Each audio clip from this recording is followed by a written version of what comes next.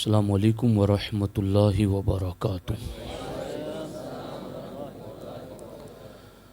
الحمد للہ رب العالمین والصلاة والسلام علی سید الانبیاء والمرسلین وعلی آلہ واصحابہ اجمعین، اما بعد فاعوذ باللہ من الشیطان الرجیم، بسم اللہ الرحمن الرحیم۔ وما کان اللہ لیضیع ایمانکم صدق اللہ العلی العظیم وصدق رسولہ النبی الامین المختار الکریم الرؤوف الرحیم۔ رونق محفل، معزز و مکرم علماء کرام، حفاظ اعظام، حاضرین و حاضرات سنی اجتماع،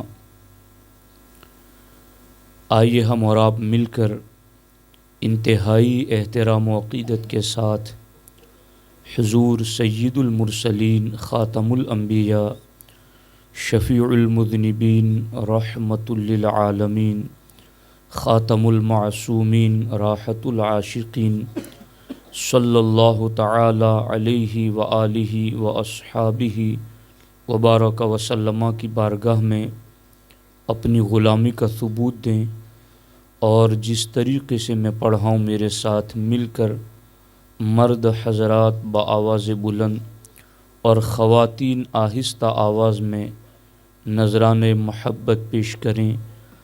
الصلاۃ والسلام علیک یا رسول اللہ، الصلاۃ والسلام علیک یا حبیب اللہ، الصلاۃ والسلام علیک یا نبی اللہ، وعلی آلک واصحابک یا نور اللہ، صلی اللہ تعالی علیہ وسلم۔ مرتبہ حضرت صدیق کا ہے یہ سید، مرتبہ حضرت صدیق کا ہے یہ سید، وہ ہر فضیلت کے ہیں جامع نبوت کے سوا۔ دوستان محترم، آپ نے مجھ سے پہلے دو عظیم ثناخوانوں کے ذریعہ نعت و منقبت سماعت کی ہے۔ قبلہ حافظ حنیف صاحب اور حضرت مولانا رفیق صاحب قبلہ مصباحی، ان دونوں حضرات نے نہایت اچھوتے انداز میں نعت و منقبت پیش فرمائی۔ اللہ رب العزت ان کے ذوق میں مزید برکتیں عطا فرمائیں۔ دوستان محترم، میں عصر کی نماز کے وقت ہی یہاں پہنچ گیا تھا، اور مدرسۃ الزہرا للبنات سنی دعوت اسلامی کا مبلغہ کورس جو یہاں آدرش نگر ترسالی میں چل رہا ہے، محب گرامی حضرت مولانا شعیب رضا صاحب قبلہ کی زیر صدارت، اس میں تقریباً 30 سے زیادہ بچیاں مبلغہ کورس کر رہی ہیں۔ میری دلی خواہش تھی کہ جو بچیوں کی بزم، یعنی بچیاں جہاں ہر ہفتے تقریر اور نعت کی محفل سجاتی ہیں، اس میں مجھے بھی حاضری کی سعادت ملے، تو اللہ کے فضل سے آج مغرب کی نماز کے بعد میں نے بچیوں کی بزم میں حاضری دی۔ بلا مبالغہ میں یہ بات اللہ کی حمد و ثنا بجا لاتے ہوئے کہتا ہوں کہ بچیوں نے جو تقریریں کی اور 2 بچیوں نے نعت اور حمد سنائی، ان کے تقریر کے انداز سے اور نعت و منقبت پڑھنے کے انداز سے ایسا لگا کہ یہ بچیاں 4-5 سال عالم کلاس پڑھی ہوئی بچیاں ہیں، جبکہ ابھی صرف 4-5 مہینے ہوئے ہیں اور وہ بھی مبلغہ کورس کر رہی ہیں۔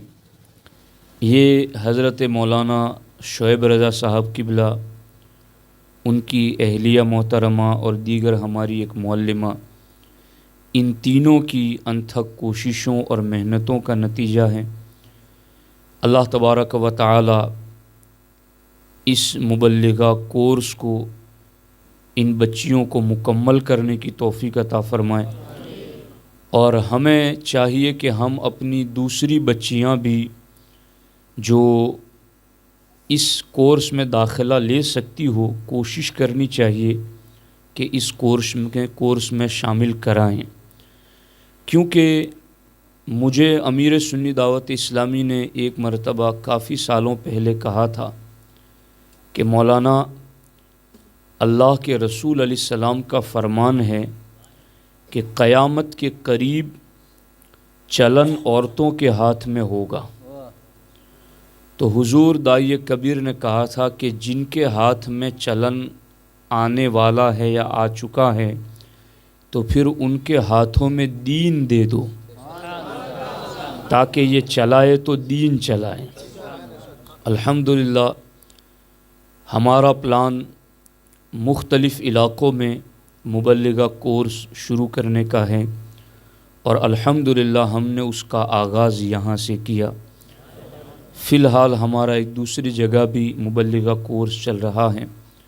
میں یہاں کے تمام ساتھیوں کو اور یہاں ہمارے ٹرسٹ کو، ان سب کا شکر گزار ہوں کہ آپ نے اپنا قیمتی وقت لگا کر کے دین و سنیت کی اس عظیم خدمت میں اپنا وقت اور سرمایہ صرف کیا۔ اللہ تبارک و تعالی آپ سبوں کو اس پر جزائے خیر عطا فرمائے۔ اب تھوڑی دیر کے لیے کچھ ضروری باتیں آپ کی خدمت میں رکھنا چاہتا ہوں۔ دوستان محترم، ہمارے نبی صلی اللہ علیہ وسلم کی سیرت ہو یا قرآن کی صورت ہو، ان دونوں میں مکی اور مدنی دور آپ کو ملے گا۔ صورتوں میں بھی آپ کو بعض صورتیں مکی نظر آئیں گی، بعض مدنی نظر آئیں گی، اور سرکار کی سیرت بھی آپ پڑھیں گے تو سیرت کا ایک حصہ مدنی سیرت کہلاتا ہے اور ایک حصہ مکی سیرت کہلاتا ہے۔ مکۃ المکرمہ میں اللہ کے رسول علیہ الصلاۃ والسلام خانہ کعبہ کی طرف رخ کر کے نماز پڑھتے تھے، اور اللہ کے رسول صلی اللہ علیہ وسلم مکۃ المکرمہ میں یوں نماز ادا کرتے تھے کہ سامنے خانہ کعبہ بھی ہوتا اور بیت المقدس بھی اسی رخ پر ہوتا تھا۔ جب سرکار دو عالم صلی اللہ علیہ وسلم مدینہ طیبہ تشریف لائے تو اللہ کے رسول صلی اللہ علیہ وسلم نے کئی مہینوں تک بیت المقدس کی طرف رخ کر کے نماز ادا فرمائی، اور اس کے بعد جب اللہ رب العزت کا حکم ہوا فولی وجہک شطر المسجد الحرام، کہ محبوب اب آپ اپنا چہرہ خانہ کعبہ مسجد حرام کی طرف کر دو، تو اللہ کے رسول صلی اللہ علیہ وسلم نے اپنا رخ اقدس حالت نماز میں مسجد اقصی کی طرف سے پھیر کر مسجد حرام کی طرف کر دیا۔ اتنی بات آپ میں سے بہت سارے لوگ جانتے ہوں گے۔ جب یہ معاملہ ہوا تو جو مدینے میں منافقین رہتے تھے یا مدینے میں جو یہود رہتے تھے، وہ ہر ایسے موقع پر مسلمانوں کو مس گائیڈ کرتے تھے۔ انہوں نے اس وقت یہ پروپیگنڈا کیا کہ لو اب انہوں نے بیت المقدس سے چہرہ موڑ کر کے مسجد حرام کی طرف کر دیا ہے، تو جو مسلمان مسجد اقصی کی طرف رخ کر کے نماز پڑھتے رہیں اور مسجد حرام کی طرف رخ کرنے سے پہلے انتقال کر گئے یا شہید ہو گئے، تو اب اگر تمہاری اب نمازیں صحیح ہیں جبکہ تم مسجد حرام کی طرف چہرہ کر کے پڑھ رہے ہو، تو جنہوں نے مسجد اقصی کی طرف رخ کر کے پڑھی ان کی تو نمازیں برباد ہوگی۔ انہوں نے یہ سوال اٹھایا۔ آپ کو سوال سمجھ میں آیا؟ اس وقت اللہ رب العزت نے قرآن میں یہ آیت نازل فرمائی۔ یہود کا اعتراض تھا کہ مسجد حرام کی طرف رخ کر کے نماز پڑھنے سے پہلے جو صحابہ دنیا سے چلے گئے تو معاذ اللہ ان کی نمازیں تو برباد ہو گئی، ان کی نمازیں تو ضائع ہو گئی۔ تو اللہ نے قرآن میں آیت نازل فرمائی، وَمَا كَانَ اللَّهُ لِيُضِيعَ إِيمَانَكُمْ، اللہ کی یہ شان نہیں کہ تمہارا ایمان ضائع کر دے۔ بات نماز کے ضائع ہونے کی ہو رہی تھی اور قرآن نے کہا کہ اللہ کی شان نہیں کہ تمہارا ایمان ضائع کر دے۔ ہماری عقل یہ کہتی ہیں کہ بات ہو رہی تھی اس کی کہ نمازیں ضائع ہو گئی، تو جواب یوں آنا ہوتا کہ نمازیں ضائع نہیں ہوئی، مگر اللہ نے یہاں نماز کو ایمان قرار دیا، اور اللہ تبارک و تعالیٰ نے فرمایا کہ ایمان والو تمہاری نماز یعنی تمہارا ایمان ضائع نہیں ہوا، تم نے مسجد اقصی کی طرف بھی رخ کر کے نماز پڑھا تو اللہ کے حکم سے، اب مسجد حرام کی طرف بھی رخ کر کے نماز پڑھ رہے گو تو اللہ کے حکم سے، تو پہلا بھی عمل اللہ کے حکم سے تھا، اب بھی عمل اللہ کے حکم پر ہے، اور جب دونوں مرتبہ اللہ کے حکم ہی پر عمل ہیں تو تمہارا ایمان ضائع نہیں ہوا، تمہارا ایمان سلامت رہا۔ تو اس آیت مبارکہ میں نماز کو ایمان قرار دیا، تو نماز کی اہمیت کا پتہ چلا۔ اسی لیے ہمارے نبی علیہ السلام نے ارشاد فرمایا، لِكُلِّ شَيْءٍ لَهُ عَالَمٌ وَعَالَمُ الْإِيمَانِ الصَّلَاةُ، کہ ہر چیز کی کوئی نہ کوئی علامت ہوتی ہیں اور ایمان کی علامت نماز ہے۔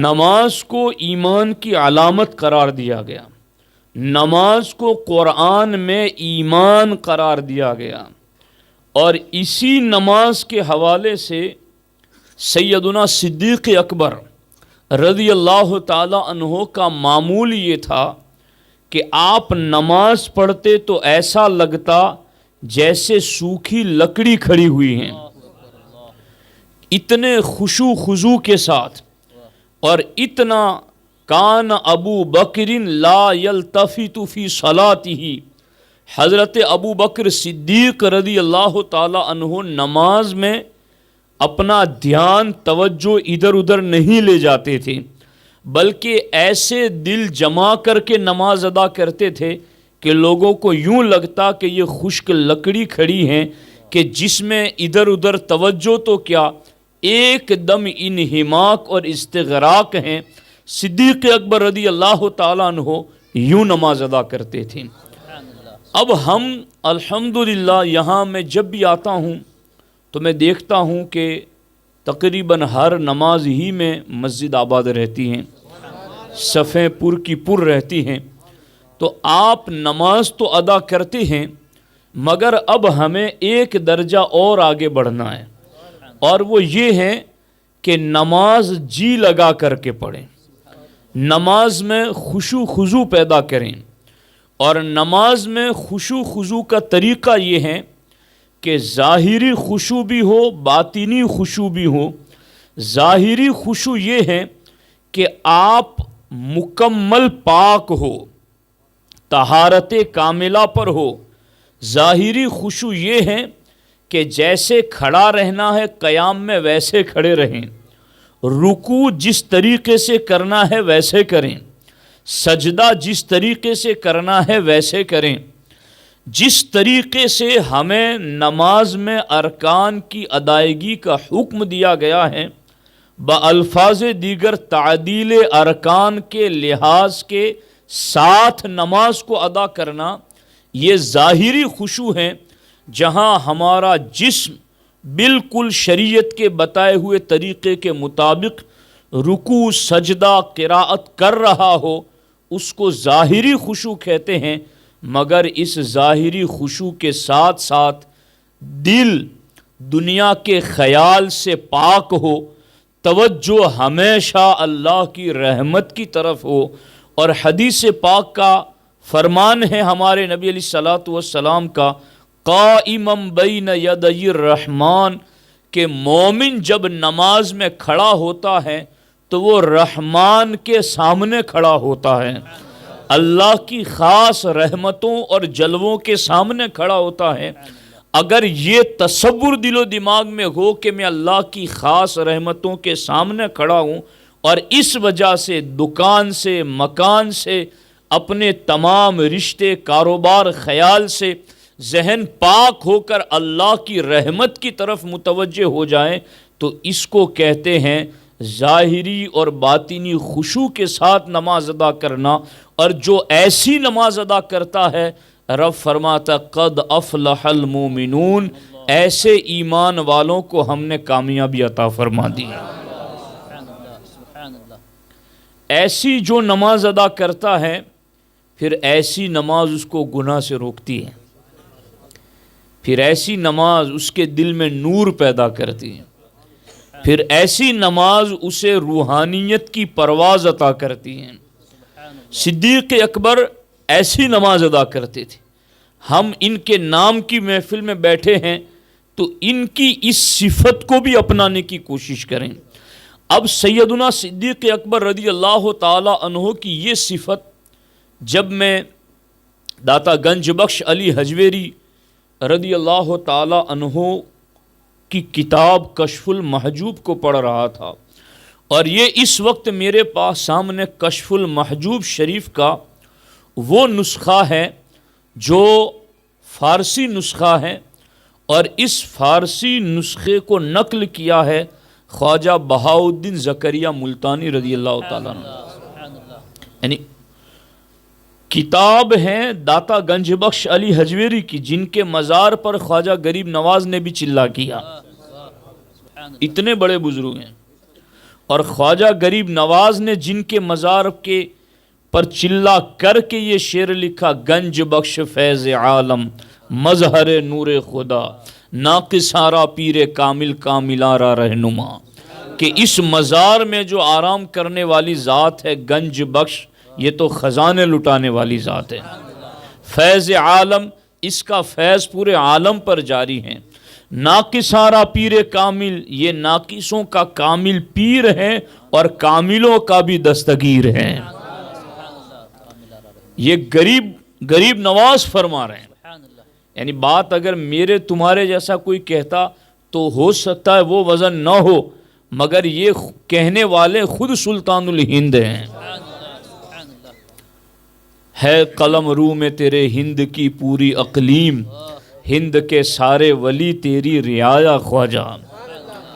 سلطان الہند فرماتے ہیں کہ یہ گنج بخش ہیں، ان کی کتاب، اور کتاب کو اپنے ہاتھ سے قلم سے لکھنے والے بہاؤالدین زکریا ملتانی، انہوں نے کشف المحجوب شریف میں اس بات کو نقل فرمایا۔ یہ فارسی نسخہ ہے۔ اللہ کے رسول علیہ السلام نے ایک مرتبہ صدیق و عمر کو پاس دیکھ کر کے دونوں سے فرمایا، اے ابو بکر، تم نماز میں قرات کرتے ہو جب رات میں تو بہت آہستہ قرآن پڑھتے ہو، تو اے صدیق جب تم نماز رات میں ادا کرتے ہو اور قرآن پڑھتے ہو تو آہستہ کیوں پڑھتے ہو؟ ہمارے آقا علیہ الصلوۃ والسلام اس لیے نہیں پوچھتے کہ خبر نہیں ہے، اس لیے بھی پوچھتے ہیں کہ جو خبر ہے وہ اوروں کو بھی خبر ہو جائے۔ اللہ کے رسول علیہ الصلاۃ والسلام نے فرمایا صدیق تم اتنی آہستہ شب میں نماز میں قرات کیوں کرتے ہو؟ تو حضرت صدیق اکبر رضی اللہ تعالی عنہ عرض کرتے ہیں اسمع من اناجی، حضور میں جس سے مناجات کرتا ہوں، میں جس کو سناتا ہوں، اسمع وہ سب سے زیادہ سننے والا ہے، وہ قریب سے بھی سنتا ہے، دور سے بھی سنتا ہے، وہ جہر کو بھی سنتا ہے، پست کو بھی سنتا ہے، وہ بلند آواز کو بھی سنتا ہے، دھیمی آواز کو بھی سنتا ہے۔ اسمع من اناجی، حضور میں نماز میں رات کو قرات دھیمی آواز میں اس لیے کرتا ہوں کہ میں جس سے مناجات کرتا ہوں، اصل میں یہ مناجات النجوا سے ہیں، جس کو کہتے ہیں سرگوشی کرنا، یعنی کان میں بات کہنا، کان میں بات کہنا، یعنی اتنی دھیمی دھیمی بات، اس میں بہت راز ہے کہ یہ مناجات کر رہے ہیں۔ اسمع من اناجی، میں جس سے مناجات کر رہا ہوں۔ اب یہ تو سرگوشی سے پاک معاملہ ہے، اللہ کی ذات اس سے پاک ہے، جسمانیت سے، مگر صدیق کہہ رہے کہ اسمع من اناجی، میں جس سے مناجات کر رہا ہوں وہ سب سے زیادہ سننے والی ذات ہے۔ پھر ہمارے نبی علیہ السلام نے حضرت عمر سے فرمایا عمر تم رات کو نماز میں قرآن پڑھتے ہو تو زور سے کیوں پڑھتے ہو؟ اللہ اکبر۔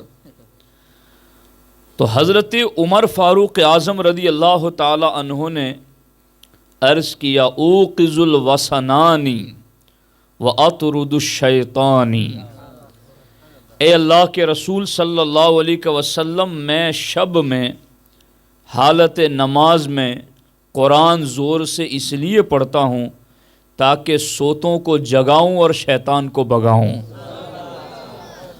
میں اس لیے زور سے قرآن پڑھتا ہوں۔ تو دوستان محترم، صدیق اکبر کا طریقہ کیا ہے اور عمر کا طریقہ کیا ہے؟ دونوں ہی کے طریقے بڑے عظیم ہیں، مگر مرتبوں کا فرق دیکھو عمل میں کیسے ظاہر ہو رہا ہے۔ اور ایک ہیں کہ کسی حدیث سے جو معنی مطلب نکل رہا ہے وہ میں اور آپ سمجھیں، اور ایک ہے حدیث کا مطلب داتا گنج بخش علی حجویری سمجھے اور وہ بتائیں۔ انہوں نے جو مطلب بتایا نا، اس میں ہمارے مطلب کی دونوں باتیں ہیں، افضلیت کی بھی بات ہیں اور عمل بالصلاۃ کی بھی بات ہیں۔ کیسے؟ حضرت سیدنا داتا گنج بخش علی حجویری فرماتے ہیں کہ صدیق سے پوچھا کہ تم آہستہ قرآن کیوں پڑھتے ہو؟ انہوں نے کہا جس کو میں سناتا ہوں وہ آہستہ بھی سنتا ہے۔ اور عمر کو پوچھا، کہا زور سے اس لیے پڑھتا ہوں کہ سوتوں کو جگاؤں شیطان کو بگاؤں۔ تو اب داتا صاحب نے اپنی کتاب میں ان دونوں کے ارشادات سے نتیجہ نکالا، اور نتیجہ نکالتے ہوئے داتا صاحب نے کہا این نشاں از مجاہدہ و آن نشاں از مشاہدہ۔ کیا مطلب؟ کہ حضرت عمر کا کہنا کہ میں سوتوں کو جگاؤں اور شیطان کو بگاؤں، تو فرماتے ہیں این نشاں از مجاہدہ، یہ مجاہدے کی علامت ہے۔ مجاہدہ کا کیا معنی؟ مجاہدہ کا معنی ہے جد و جہد کرنا، کوشش میں لگے رہنا۔ جیسے کوئی اٹھ نہیں رہا ہے تو اس کو بار بار اس کو کہنا اٹھ جاؤ اٹھ جاؤ اٹھ جاؤ، نہیں اٹھتا تو اس کو ہاتھ سے جگایا، نہیں اٹھتا اس کو پاؤں سے جگایا، نہیں اٹھتا تو اس کو پانی سے بالٹی ڈال کر کے اس کو جگایا، مگر اس کے پیچھے لگے رہے، اس کو مجاہدہ کہتے ہیں۔ مجاہدہ کا معنی ہے کوشش میں لگے رہنا۔ تو فرماتے ہیں کہ عمر نے یہ کہا کہ میں سوتوں کو جگاتا ہوں، میں شیطان کو بگاتا ہوں، تو وہ کوشش میں لگے ہوئے ہیں۔ تو ان کا یہ کہنا کہ میں قرآن زور سے اس لیے پڑھتا ہوں تاکہ سوتوں کو جگاؤں، شیطان کو بگاؤں، تو داتا صاحب فرماتے یہ مجاہدے کی علامت ہے۔ اور صدیق نے ایسا نہیں کہا کہ میں کوشش میں لگاؤں، صدیق نے کہا کہ میں دیکھ رہا ہوں۔ اسمع من اناجی، جس سے میں مناجات کر رہا ہوں وہ زیادہ سننے والا ہے۔ تو داتا صاحب فرماتے ہیں آن نشاں از مشاہدہ، صدیق کا یہ جواب دینا یہ مشاہدے کی علامت ہے۔ اب اصل میں اس کا لطف جو اس کا مفہوم سمجھے اسی کو ملے گا کہ مشاہدہ اور مجاہدہ کیا ہے۔ مشاہدہ کا معنی ہے دیکھ لینا، مشاہدہ کا معنی ہے، اور مجاہدہ کا معنی ہے کوشش میں لگنا، کوشش میں لگنا۔ تو ایک ہے کوشش میں لگے ہوئے اور ایک جو دیکھ رہے ہیں۔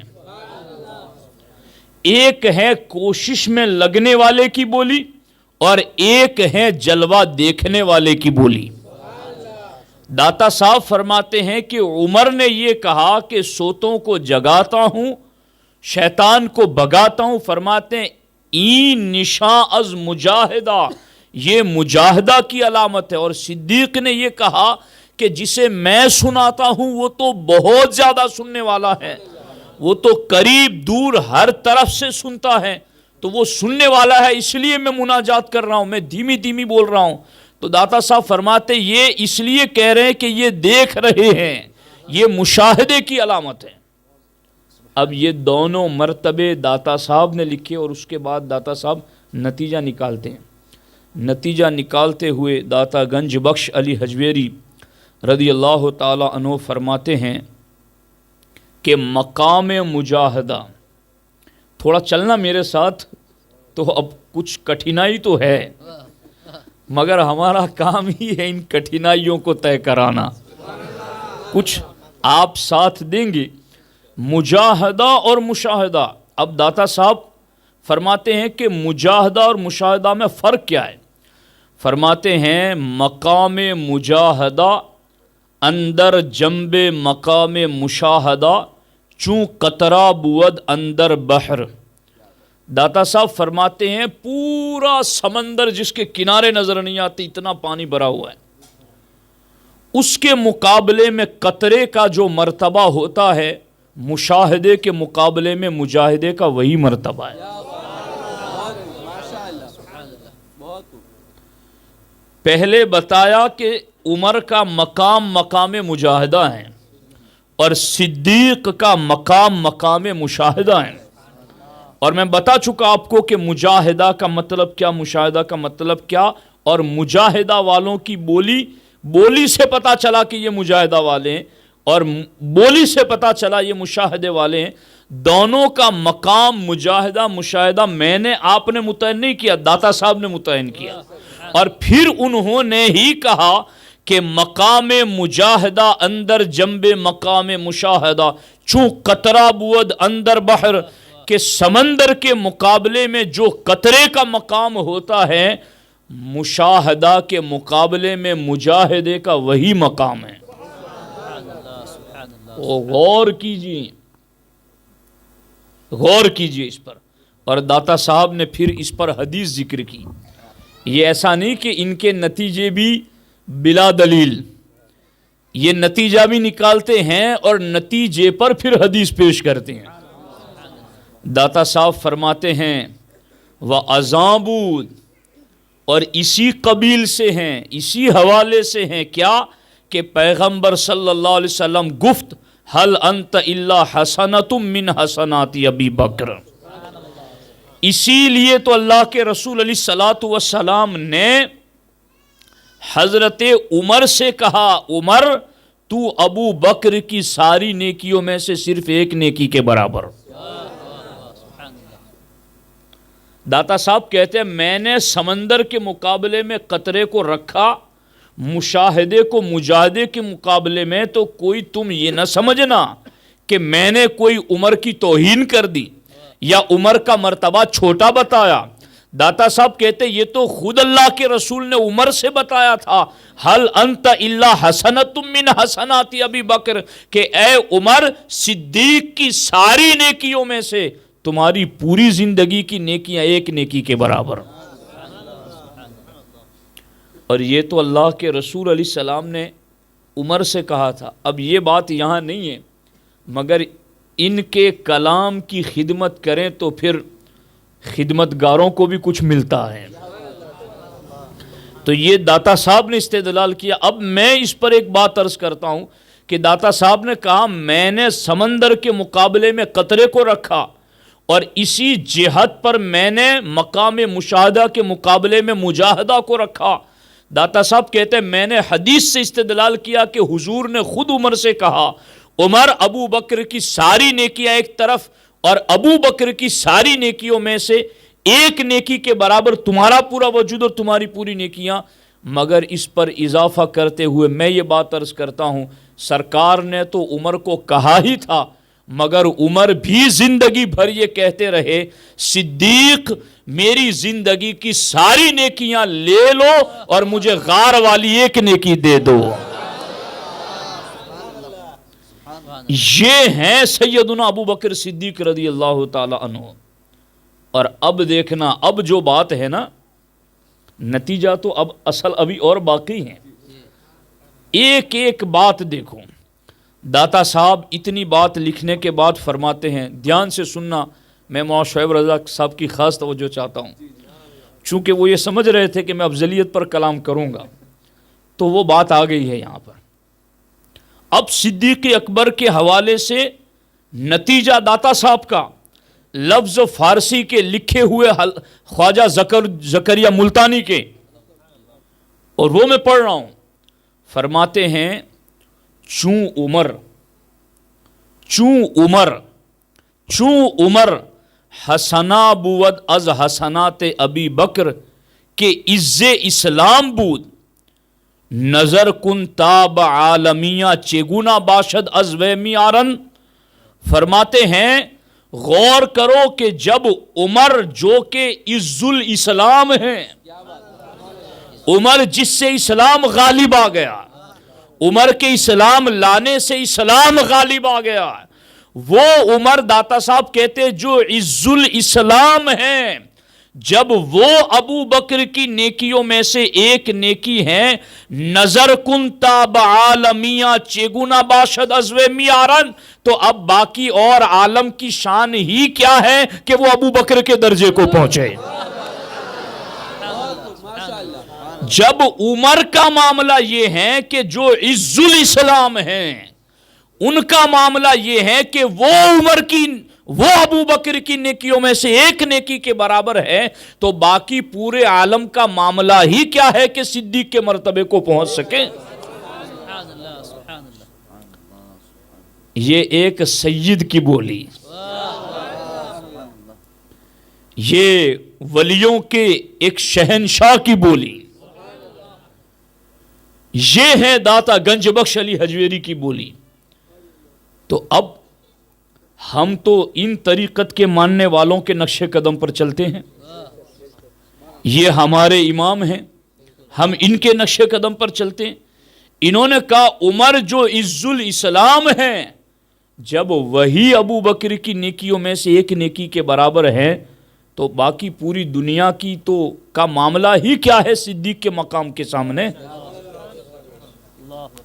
تو دوستان محترم، اس لیے صدیق اکبر رضی اللہ تعالیٰ عنہ کے بارے میں داتا گنج بخش علی حجویری نے بات نماز کی ذکر کی اور اسی سے افضلیت بیان کی۔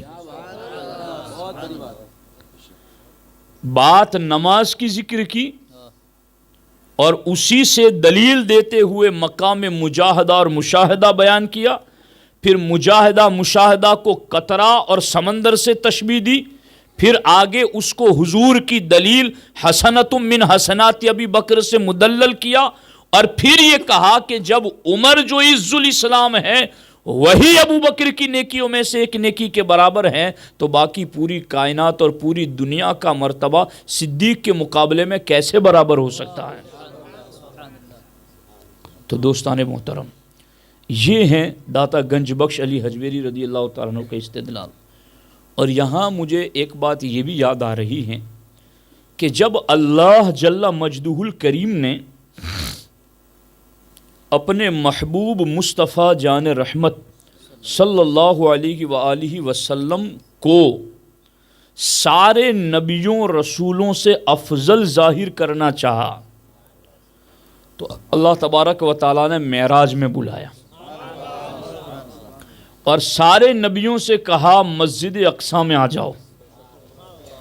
صف بصف سارے نبی کھڑے ہوئے ہیں، انتظار میں ہے کہ کسے آج مصلی ملے گا، کون آج نبیوں کی امامت کرے گا، کون آج رسولوں کی امامت کرے گا، کون خلیل و کلیم کا امام بنے گا۔ سارے انتظار میں حضور کی سواری آئی، جبریل نے حضور علیہ السلام کا ہاتھ پکڑ کے حضور کو مصلی پہ کھڑا کر دیا۔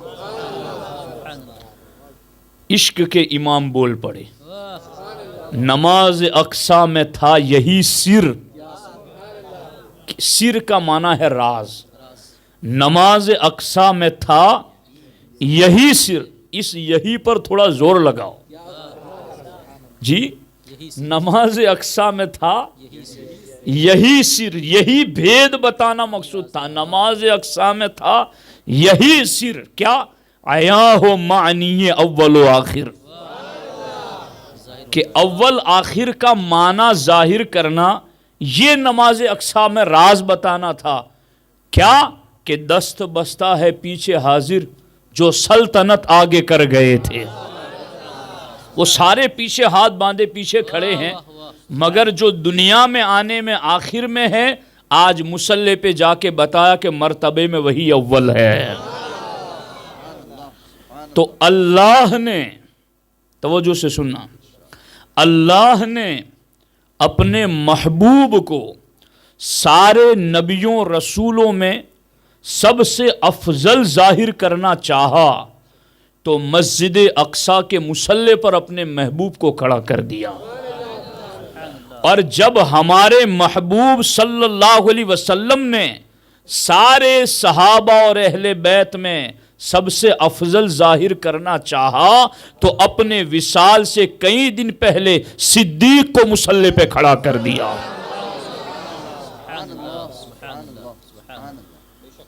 تو نماز یہ افضل العمل ہیں، مگر یہی نماز افضل الامم کے اظہار کا سبب بھی ہیں۔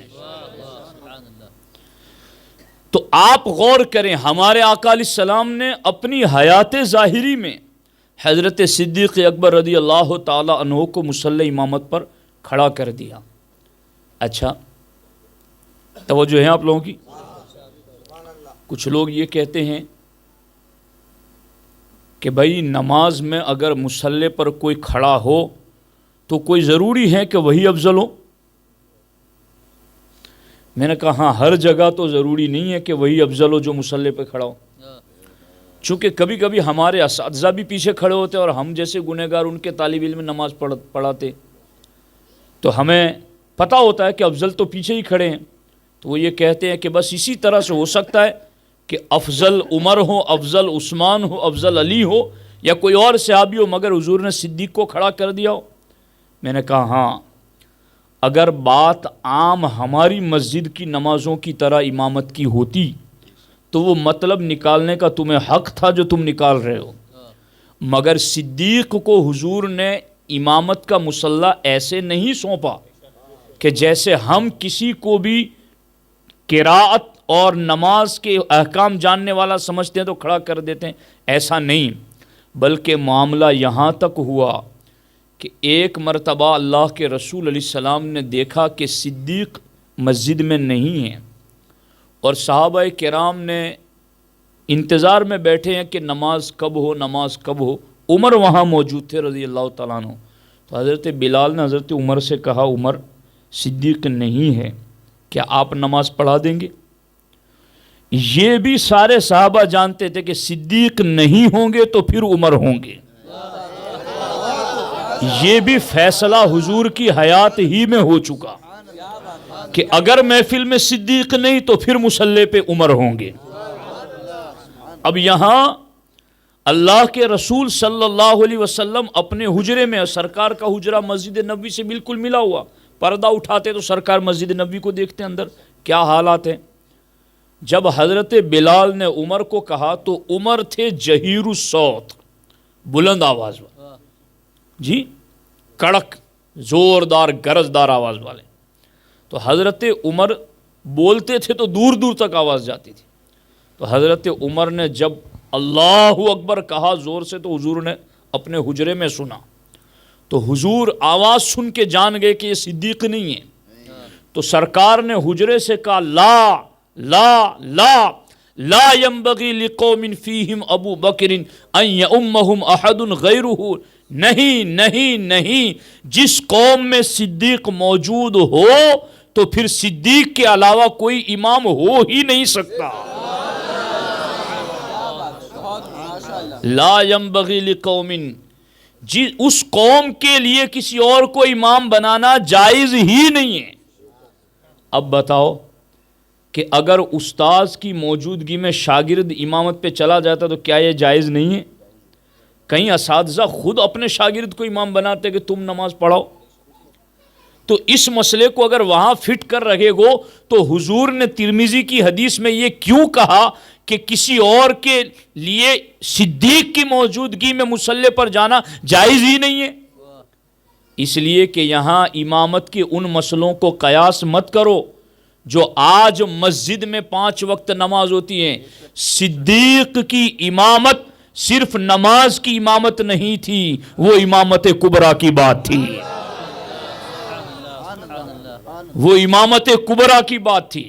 اور امامت کبریٰ کہتے ہیں اس منصب کو کہ جس میں نبی کی نیابت میں بندے کے تمام دینی دنیاوی امور میں پوری امت کو ان کا حکم ماننا لازم اور فرض ہو جاتا ہے، اس کو امامت کبریٰ کا منصب کہتے ہیں۔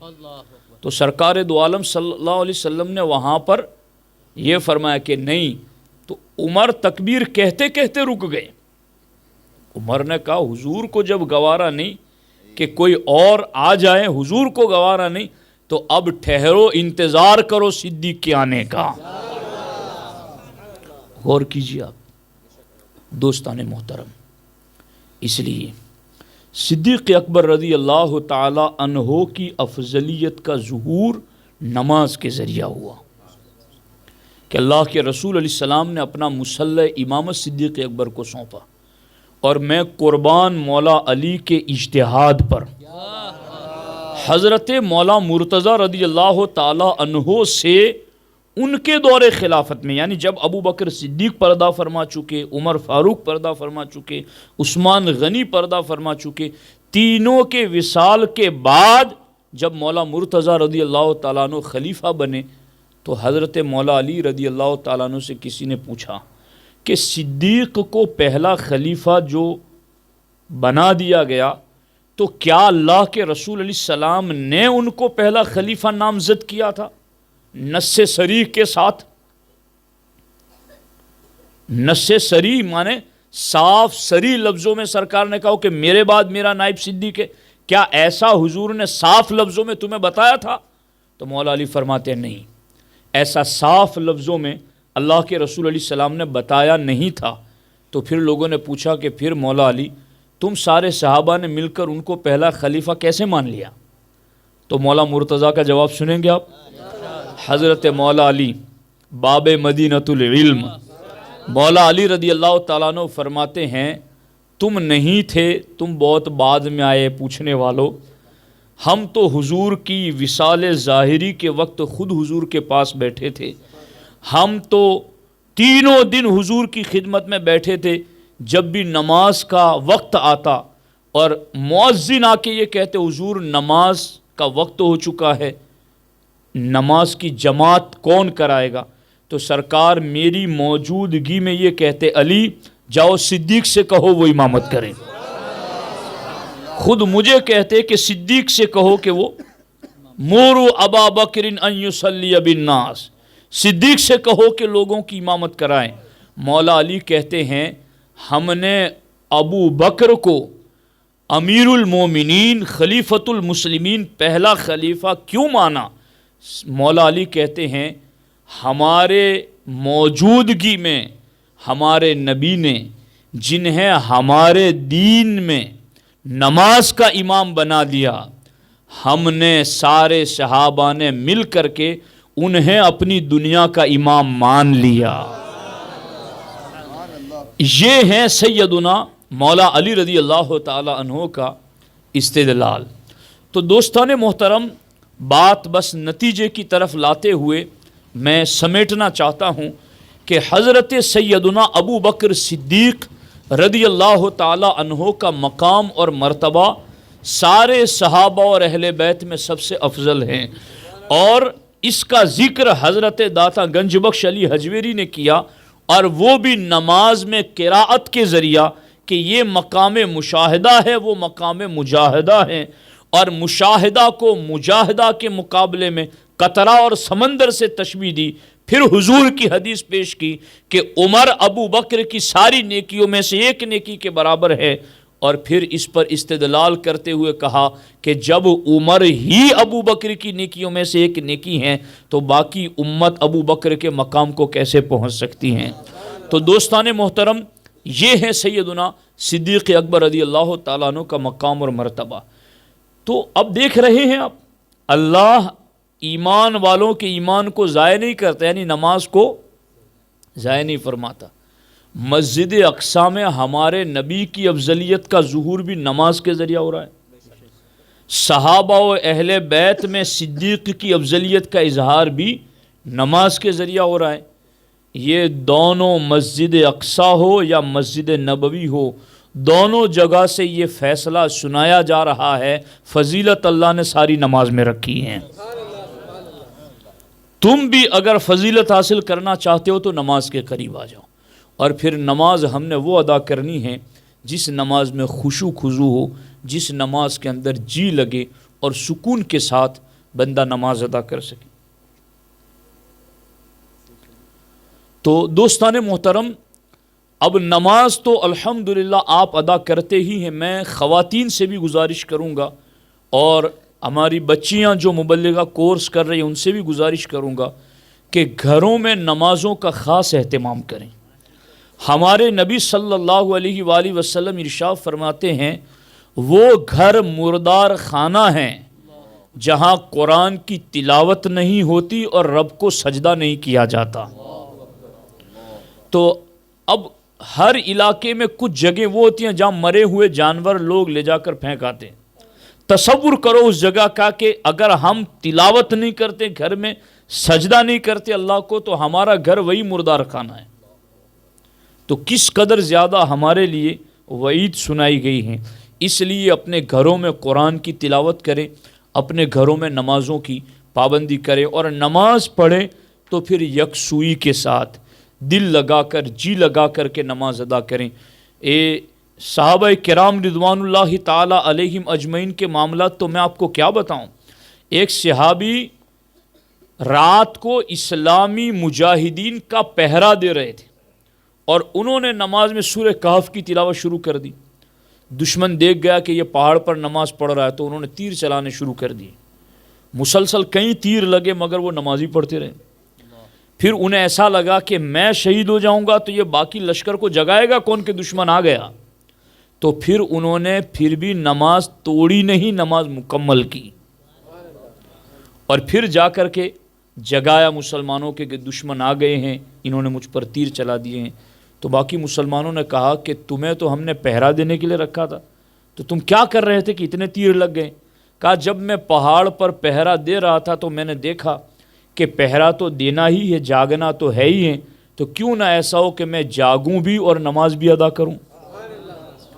تو میں پھر نماز میں مصروف ہو گیا، اور مسلسل تیر آتے رہے مگر میں برداشت کرتا رہا۔ اگر مجھے تمہاری جانوں کا خیال نہ آتا کہ میں تمہیں جگاؤں تاکہ تمہاری جان بچ جائے، اگر مجھے تمہارا خیال نہ ہوتا تو نماز میں مجھے ایسا لطف مل رہا تھا کہ میں تیر برداشت کرتا اور جان حالت نماز ہی میں رب کے سپرد کر دیتا۔ تو یہ ہے نماز کی لذتوں کا معاملہ۔ ہم میں سے بہتوں کو یہ پتہ ہے کہ فلاں ہوٹل کا ذائقہ ایسا ہے، فلاں کی یہ آئٹم اتنی ذائقہ دار ہیں۔ کاش ایمان والوں کو نماز کے ذائقے کا بھی پتہ چل جائے۔ اگر نماز کی لذت کا پتہ چلے تو وہ پھر اٹھ اٹھ کر کے سجدے کرتا ہے، وہ نماز ادا کرتا ہے۔ وہ نماز اگر اس کی کبھی وقت مؤخر ہو جاتا ہے، لیٹ ہو جاتا ہے، اس کو بے چینی ہوتی ہے کہ کب میں نماز ادا کر لوں، میری کوئی چیز چھوٹ رہی ہے۔ تو دوستان محترم، نماز انہماک کے ساتھ، خشوع خضوع کے ساتھ جی لگا کر ادا کریں، اور اس حوالے سے بھی صدیق اکبر کا مطالعہ کریں، ان کی سیرت کا، تاکہ ہمیں رہنمائی ملے۔ اللہ کریم کی بارگاہ میں دعا ہے، اللہ جل مجدہ الکریم ہم سبوں کو خشوع خضوع کے ساتھ نماز کی ادائیگی کی توفیق عطا فرمائے۔ السلام علیکم ورحمۃ اللہ وبرکاتہ۔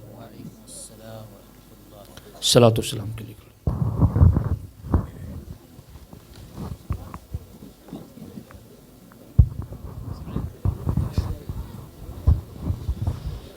مصطفیٰ جانے